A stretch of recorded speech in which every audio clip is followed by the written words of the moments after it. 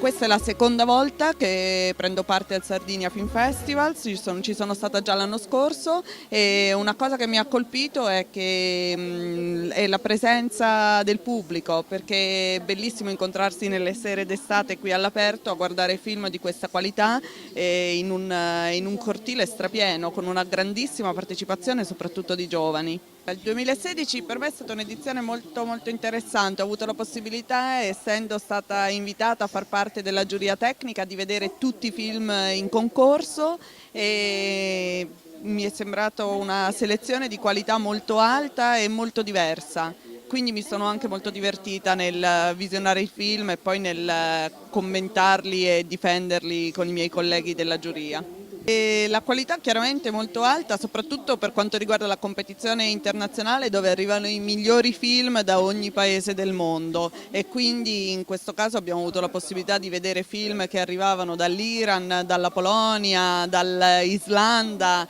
e dalla Francia, appunto quello che poi abbiamo premiato, quindi tutti film molto convincenti che rappresentano un po' quelle che sono le